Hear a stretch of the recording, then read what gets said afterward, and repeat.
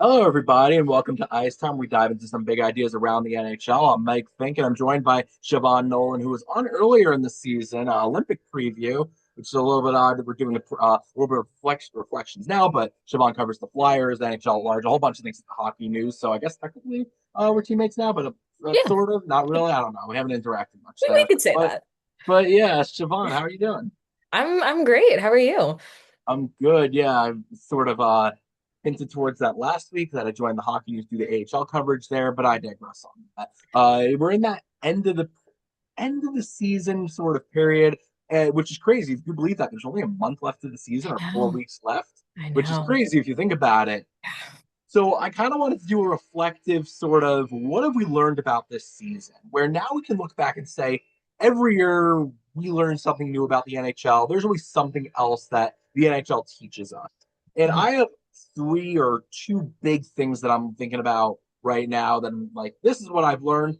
But I'll turn it over to you to start, which is what is that one big thing you're saying now that I've covered the NHL for another season? It's another one under my belt. What have you learned about the NHL this season?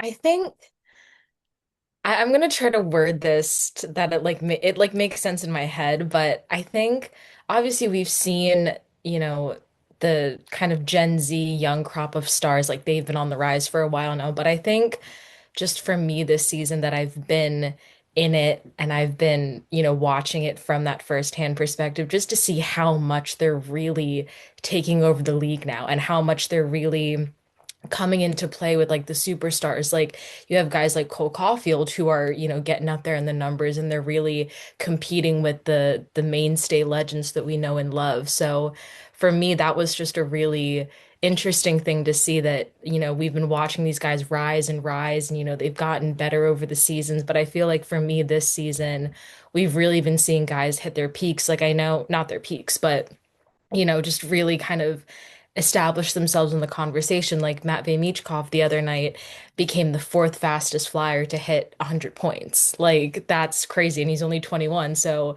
yeah, just things like that have really been like, okay, wow, these kids that they had all this potential, and we're so excited to see what they can do, and now it's like, okay, they're here, and they're doing what we hoped that they could. I think what's funny about what you mentioned is that the young players have arrived. I think that's almost unique to this season, which is how many young players have just burst on the scene. Yeah. Macklin Celebrini, you talk about Matthew Schaefer in New Hmm. York. You look at all these young players, and you look at with the Canadians, you have a trio or four of them that have just all of a Hmm. sudden burst on the scene. I think what's funny is that I don't know if I'd say I've learned this from the season, but it's something I've thought about from the season, which relates to that, which is that what's young is new and what's old is new again also, where you have these Hmm. players who are in their 40s still playing well. Yeah. But I think something interesting about these young players bursting on the scene is that you sort of feel like these players are, is there a I'll ask you, is there a passing of the torch moment when with the Celebrini getting Hart Trophy consideration, Matthew Schaefer entering the Norris Trophy conversation, that some of the young players that are that good, that maybe we're starting to see that previous generation. I mean, Crosby's certainly in that previous generation, but even the generation in the middle right now, the Austin Matthews of the world, the Leon Draisaitl. If I'm mentioning players that shouldn't be, but Nikita Kucherov, Nathan McKinnon, Yeah. are we seeing the passing of the torch right Absolutely. I think that what I really love to see is how much these young guys have been embraced by not just maybe their veteran teammates, but also just by like other guys in the league. Like when you hear Sidney Crosby talk the way he does about Macklin Celebrini, during the Olympics, like to have them get that recognition from names as big as that, and to see so many guys just welcoming them into the league and embracing the fact that these guys are putting up crazy numbers. And, we're seeing this wave of just insane talent that we might not have seen at this level in a while. Like we haven't seen a player like Macklin Celebrini in quite some time. So the fact that all of this new and exciting talent is coming up here and you're seeing the guys that, these young players probably looked up to when they were growing up, really embrace them and acknowledge their talent is really cool to see. and it's also cool to see that these young players that used to be, I guess, back in the day was you have to earn your way into the Hmm. NHL and you have to fight your way in, and you Yeah. still do. But I Yeah. think it's the fact that some of these teams within the team, let's say, where a player gets drafted, that they are getting those the coaches saying, okay, this is our best player. Let's give him the ice time he deserves Mhm. or that they deserve. I think it actually ties into one big takeaway I have, which is that I look at the teams that retooled on the fly or rebuilt, and Mhm. I think that rebuilds work. A lot of teams are looking at rebuild saying that's frustrating. We don't want to go through it.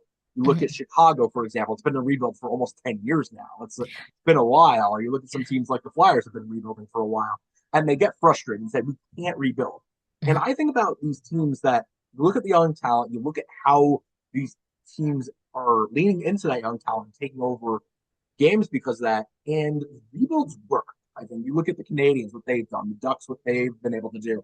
And it's the ability to lean into that young talent Mhm. where you could say that, yeah, if you do it correctly, and then there's the other things as well, like making the right trades or surrounding them with good supporting casts, that rebuilds work and retools on the fly also work. And I think it's interesting because a lot of teams are going to head into this offseason looking at what the Islanders did and what the Boston Bruins did. The Boston Bruins last year at the trade deadline, it was Trent Frederick gone, Brandon Carlo gone, Brad Marchand gone, and then all of a sudden, okay, they bottomed out at the end of last season, but all of a sudden they're back in the playoff mix, and they prove that if you do the right things, if you take the right steps, you can build for the future and retool on the fly, and you can do those steps.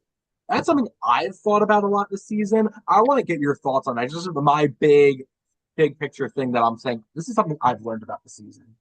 Yeah, it's really interesting that you bring that up because of the position the Flyers are in right now. They're still in, the throes of a rebuild. And it was really interesting over the trade deadline because I remember in the beginning of the season, the front office of, Danny Briere and Keith Jones were very adamant about the fact, not even the beginning of the season, this was after Torts got let go. So this was, last year really. But, they were making a point of saying, we want to be out of the phase in the rebuild where we're subtracting. We want to be done with that and we want to be buyers. We want to start, adding guys. We have the core that we like, and we want to just be able to build on that. And then in this trade deadline, they were mainly sellers. And it was even maybe not funny, but it was even kind of funny, like the main selling point that they had in Rasmus Ristolainen, who everyone was like certain was going to be traded somewhere, ended up staying. So it's interesting to see that they are saying, okay, we want to be buyers, we want to add to the team, and then trade deadline comes, and then the subtraction happens. So I do think that the rebuild for the Flyers, especially, is still in a place where it can succeed. Maybe don't go on Twitter if you're of that opinion because no one's going to agree with you. Everyone's like really impatient with it right now. But I just think it's an interesting thing to see how they're going about it because who knows, maybe it could turn into like a 10-year Chicago Blackhawks rebuild. Like we don't really know what's going to happen, but yeah, just from being on like the inside of something like that has been pretty interesting to follow. I think it's also the layer of rebuilds work, but they also can fail. And a Mhm. failed rebuild Yeah. is something nobody wants to go through because that means No. you have to restart after restarting. You have Mhm. to hit that reset button after hitting the button again. Mhm. And I mean, you mentioned the Flyers, but they've had to replace GMs and coaches Yeah. after doing that a few times. And then it starts, the new process starts over again and it becomes a longer thing. And I think what's interesting is if you take it's if you take the right steps because when you look at some teams and look at Vancouver for example, they're a team that they wanted to retool so many times. We're Mhm. not rebuilding, we're retooling. And every time they made a trade, it was let's get those young NHL ready players. Let's get those Filipinos, those Mhm. Atu Ratus, the Bo Horvat trade. They got Atu Mhm. Ratu. It's like he's a 24, 20. He's that young prospect who will be on the team next season. They wanted to retool on the fly. And Mhm. after trying it a few times, realize they can't do it. Now you're looking at a rebuild that's even messier to get into. You mentioned Mhm. there was the line and trade, and I have Yeah. some. That's like a big. The trades in general are a big thought I have on the season. But I actually want to turn it over to you because I feel like I've talked enough about my big takeaway or my big lesson. But your next big lesson or thing you've learned about the NHL? Uh, I think. I mean, I'm definitely with you on the rebuild, and especially with the famous letter that, the Rangers came out with about, we're retooling and we're doing this, and everyone was kind of making fun of them for it. But I'm with you there on the rebuilds, and I'm with you there on the whole, you know, everybody wants to win, everybody wants to get in the playoffs, and so it's interesting to see just how many teams kind of seem to be in that mindset of just like at least retooling their squads around.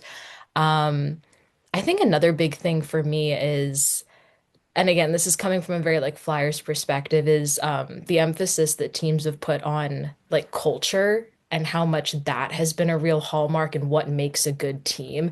And I know a lot of fans maybe don't put a lot of stock in that, and people are like sick of hearing about culture and oh, it doesn't actually mean anything, and culture doesn't help you win. But I tend to be of a different opinion about that because you see the teams that do win and you see the teams that do well. And you see how close they are. You see, they have their leaders in the room. You see, their young guys are all friends and hanging out with each other and everything. So to see the evolution of what culture means to people and how important it's become for teams to focus on that. I think that's also been maybe an underrated development, but that's something that I've definitely noticed during this season as well. Culture is the word that gets thrown out a lot in sports. It gets Yeah. overused a Yeah. bit. It's funny because I when I hear the word culture, I come from it from an AHL perspective because Hmm. I've covered the AHL a lot. I asked some coaches, okay, well, you guys use the word all the time. What does it actually mean? How do you Yeah. tangibly build culture? And overall, they all give different sort of answers. Some of them talk about how before the season they try to get together and do things like golf or barbecues and stuff Yeah. just to get the team together. Oh Those yeah. type of things, yeah, obviously build team Yeah. chemistry, stuff like that. I think what's interesting about team culture at the AHL level, this is one that I know, is that teams will bring in that veteran player who Mhm. teams have given up on. They say, you are not a prospect anymore, we don't value anymore, but we're going to so we're getting rid of you. Another AHL team will say, all right, you're still good. You're still good at this level. It's funny, Mhm. like 28, 29 years old.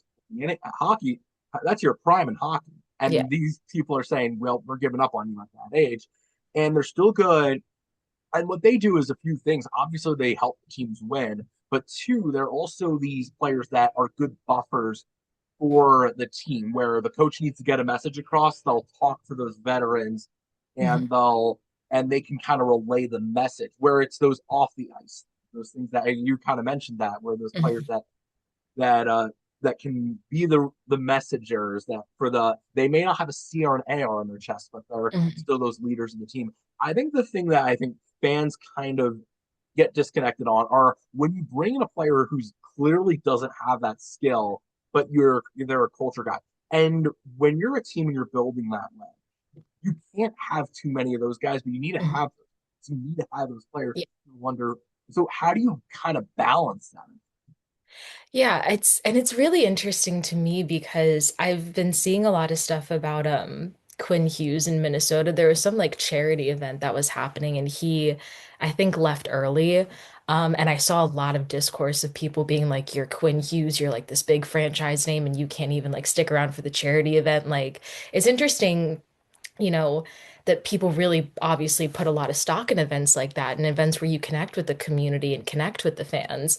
So, maybe, and especially with, the superstar guys, like those are the front-facing guys. Those are the guys that like people come out to see.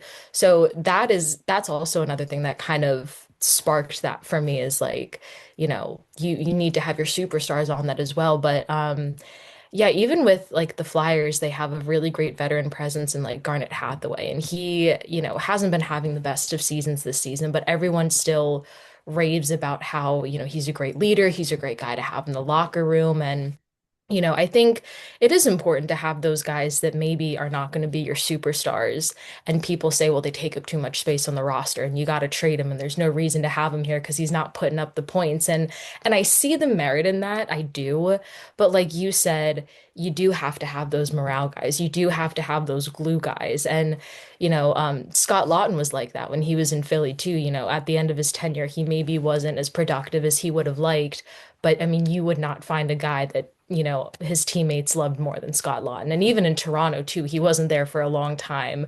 But you have guys like Easton Cowan being like, yeah, he made me the player I am today. And it's like you've only known him for like a year, but okay.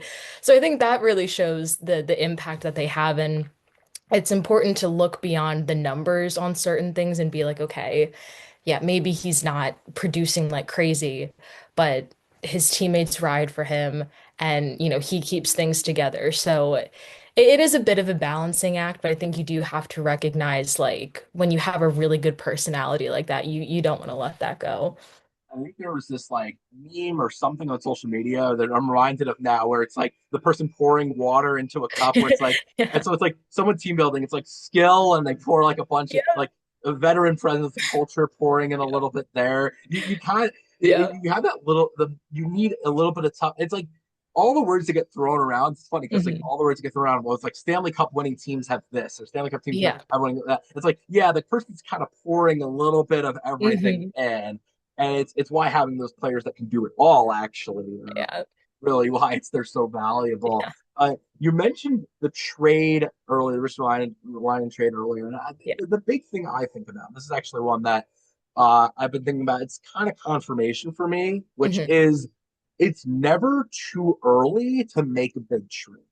Hmm. And my thought on this is that when it comes to a top player who's available, and they're whether a free agent this season or next season, they're like a used car. Where as soon Hmm. as you buy them, and I'm not going to compare players to cars. Yeah. The analogy, I don't want to do that, but I'm trying to say here is that as soon as a player it gets put on the trade block, as soon as that first rumor gets out there, their Hmm. value starts going down. Yeah. That's it. Second, you drive that car out of that lot, that car goes down value. It's all everyone Hmm. knows about that. But I digress. You when the player's available, the first time you have the chance to trade them, that is the time you want to Yeah. trade them. And you look at everyone talked about the Quinn Hughes trade. Oh, is it too early? It happened before the holiday freeze. It happened. It was really early in the trade cycle, and he still has another year left of. He has another year left before he hits free agency. Hmm. And you look at the return they got, and it's hard to argue against it. You look at some teams on the other side that said, all right, we'll just wait things out and see where we are. The Blues are a good example. They waited Hmm. out until the end. And then finally, on trade deadline day, it's like, all right, we'll trade Justin Falk, we'll trade Braden Shen. And I don't think they got, some people say they got great returns. It's like, you wonder if they got great returns. The Red Wings made the trade with them. And when the Red Wings made that trade to get Justin Falk, people were like, "That's a little underwhelming. Like they should have pounced earlier." And my thought on early trades is the team that makes that move, they know where they are earlier, where they know, okay, we're contending, we're going all in, and the team then all of a sudden gets the message where it's, we're going all in, we're trying to win a cup. Hmm. The Wild got that message early. And the selling team, for them, it's you, yeah, okay, you don't want to sell on the season early. It's why teams don't make trades in the season usually because they don't want to tell their fans, oh, yeah, we're not winning, don't buy tickets. They usually want to Hmm. buy first.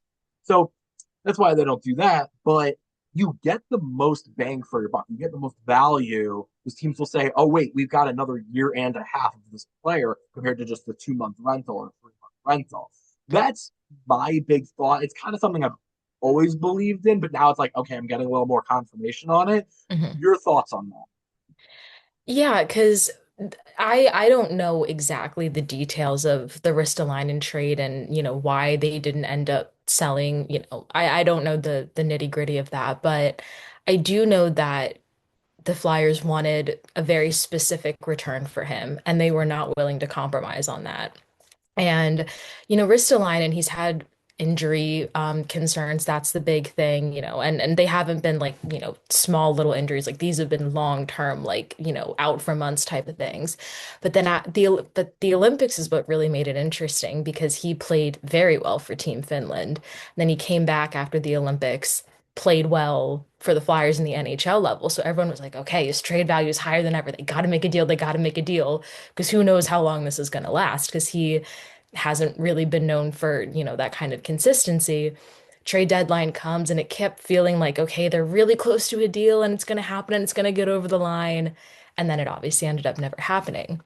And the thought process from what I've seen is they still feel like they can get a deal done in the off season if the right offer comes in. Like they're very, they're happy to keep him on the roster and they're very much of the mindset of if the right deal comes along, we'll make the offer, but we're in no rush to trade him. And I think with a guy like Ristolainen, who he's 30 years old, he's turning 31 this year, I believe, you do have to get in there early because you don't know if he's going to be able to sustain that level of play. You don't know if he's going to keep up, this consistently. And yeah, you can wait to the offseason. Maybe some team will be willing to trade for him, but you might not get as good of an offer as you would have in March. And he might get hurt again. Like, hopefully he doesn't, but you just never know. So I'm with you there that you just gotta get in when the offer's hot. And I understand you might want to take a risk and you want to present yourself as a front office who is gonna set their terms and they're not going to budge on it and they want to be seen as, stubborn and we're not going to compromise. But sometimes you need to make the compromise because you don't know if you're going to get an offer like that for a player like Ristolainen as the year goes on. That's the other part of it, which is teams will say this is our price, we're not moving from Yeah. it, and then you end up getting. I mean, not just the Flyers. I think the Devils are like that too, where it's you Mhm. end up not making any moves, and then you end Yeah. up being stuck in this no man's land sort of situation. It's interesting because with these trades that are earlier, the Canucks are known for doing this action, where they make the trade as soon as the offer is available. They don't wait; they just take the offer. Mhm. It's one of those like, let's make a deal or deal or deal. So it's like you can take what I have right now. We're behind the curtain. You don't know what's Mhm. behind. So you're like, all right, I'll just take what I know right away. Sometimes it's human nature sort of thing. But with the Canucks, it's you don't know if they're going to get a more valuable deal. They operate on the basis of this is the best valuable value we get, and we're going to make that trade now. And compared to just holding on to the players, and then at the trade deadline, all of a sudden you're looking and like, oh wait, we have to trade him, or else we're losing him for nothing. And that's the interesting. I mean, the Flyers, for example, they could be in a spot where next trade deadline, this line is heading for free agency, Mhm. and then it's teams are saying, all right, well, this is now the offer that we have. It's a third round pick, or take it or leave it, and then you're really stuck there. It's an interest.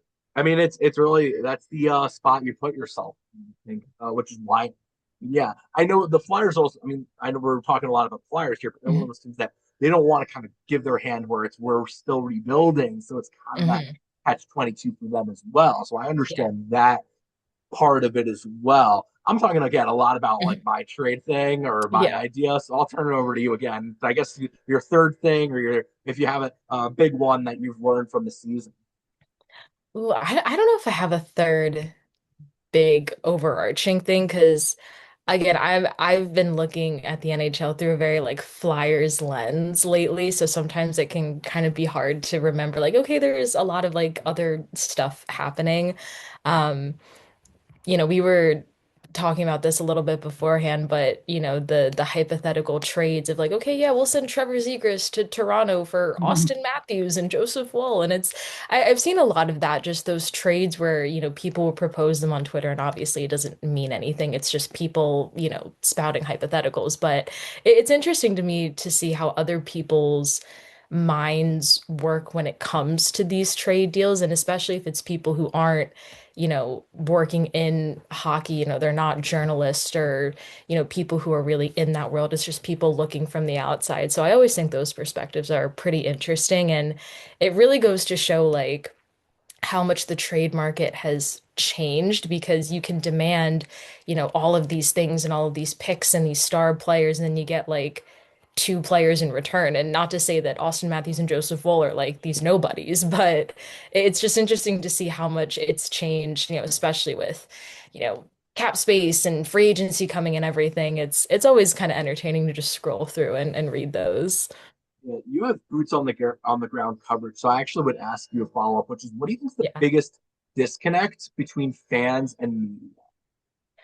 Oh, for me, I would say fans obviously are not in the locker room. They're not around the players a lot. So, whoever is like the loudest media voice on Twitter that's running with a certain narrative is who they tend to believe about a certain situation. Um, I go back to the Matvey Michkov Rick Tocchet situation. People were spouting all these things about Michkov's a diva and his teammates don't like him and all this stuff. And it's like, yeah, I'm not in the group chat with the Flyers. I don't know what they personally think of Michkov, but when you're in the locker room, you see that he's a nice guy. He's talking to everyone. You can see on the ice he works hard. He's often like the first guy out there for practice. And, even with Rick Tocchet, things he was saying, if you really like listen, you can understand that it was getting blown into something way more than it actually was. But yeah, for me, it's always like people think that they know these players based on who's like the loudest voice on Twitter. And anyone can say, "Oh, I'm a hockey journalist. I write about hockey," because really anyone can write about hockey if you want. But if you don't use that discernment and say, okay, this is a person that's in the locker room, this is a person that goes to games and is actually in press conferences and all that, it can kind of like warp the view of the players and coaches. I think with social media, and this is interesting because you're talking about it a lot, is when you're in media or when you go to a coaching press conference, you get the whole 10-minute conversation with the coach. Hmm. The fans, a lot of times, yeah, they could listen to the whole thing, but a lot of times they'll get that Yeah. 5-second clip of the coach Hmm. saying this about a player without Hmm. the context of it or without the full story behind like what they're saying. A lot of times we're circling back to talking Hmm. Mitchkov. It'll be Talk will say something like, "Well, he came to camp out of shape," or he'll say something like, "Oh yeah, I don't give him a lot of ice time." Fans see that clip and say he's not Yeah. giving him a lot of ice time. Where Talkett's saying I roll 4 lines equal, which Hmm. is like the full context of things. Yeah, I think it's interesting because exactly. we you talk to the players also and you get like a full conversation with them versus Hmm. those like 10-second clips of those little snippets that fans see or read or hear Hmm. about. That's very different, I think. One other, and it's very interesting because, yeah, you get that. And one other thing I thought about while you're talking about it is the players that you see behind closed doors or in the locker room. Hmm. And you see like the personality, the person behind them that sometimes a Yeah. lot of people will be like, we'll, especially with the guys who are like the enforcers who it's, oh yeah, this player's a dirty player. Oh, he's a Yeah. terrible, this guy is a terrible person. It's like, he's actually a nice guy. We actually love talking to him after the game. Yeah. I know we just started the 5-on-5 line brawl, but great personality and great person to talk to. And that happens all the Exactly. time also, I think. Yeah, Just and when you're in the locker room, you hear all the conversations, and obviously you can't, be tweeting everything you hear because you have to keep that stuff off the record. You can't just tweet everything that you see and hear because sometimes you do have to respect that, okay, in an official capacity, yes, if they know you're recording, yes, you can say it, but I'm not gonna tweet out a conversation I overhear Trevor Zegras having with someone. But it's moments like that where it's like you hear them joking around with each other and you hear their like inside jokes and like the nicknames that they call each other that you might not hear in like an official press conference. And you just kind of you just kind of wish people would stop catastrophizing so much because at the end of the day it's like yes, in a social media echo chamber it seems like the end of the world and it seems like Rick Tocchet hates Matvey Michkov and Matvey Michkov is going to get traded and oh my God, and then you just kind of have to let the dust settle and be like, there was maybe a little bit of a speed bump, a little bit of a rift. They cleared it up.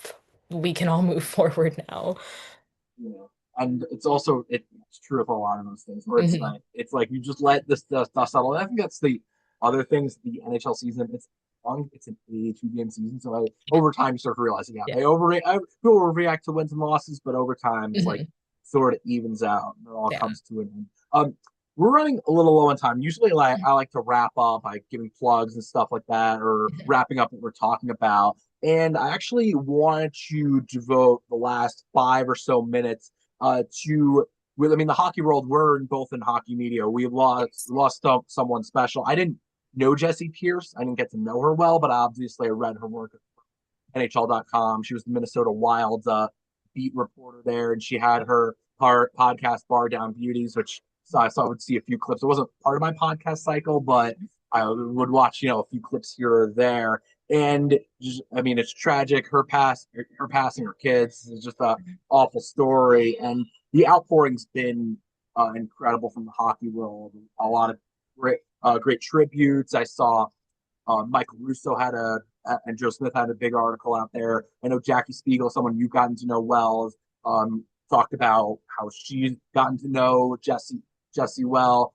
And the thing I think about when it comes to a hockey media personality, and I know the fans may not like relate to this as well or may not understand this as well.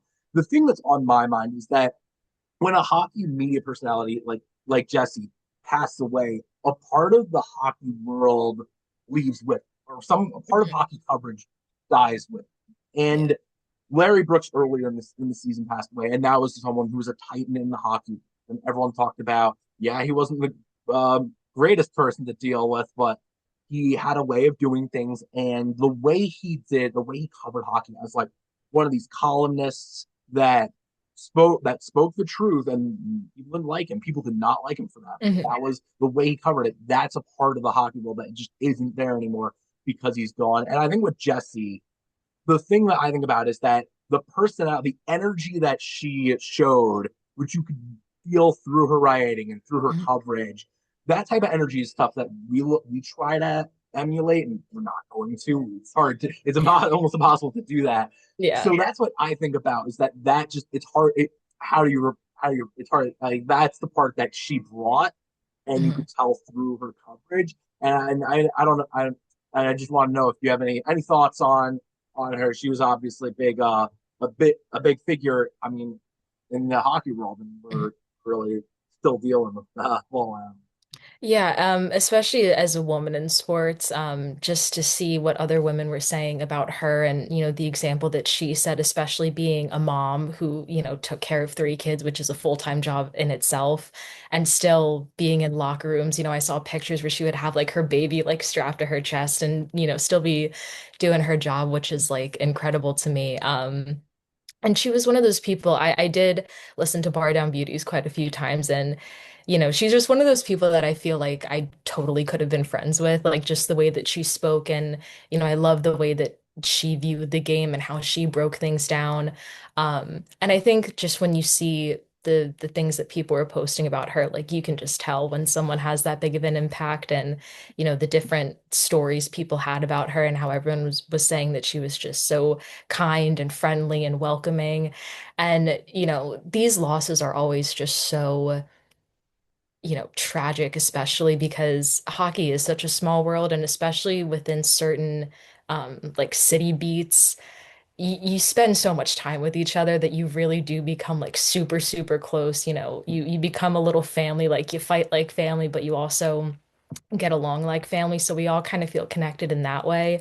Um, and yeah, it definitely just it hits close to home, even if like you don't know the person, you definitely know someone who does.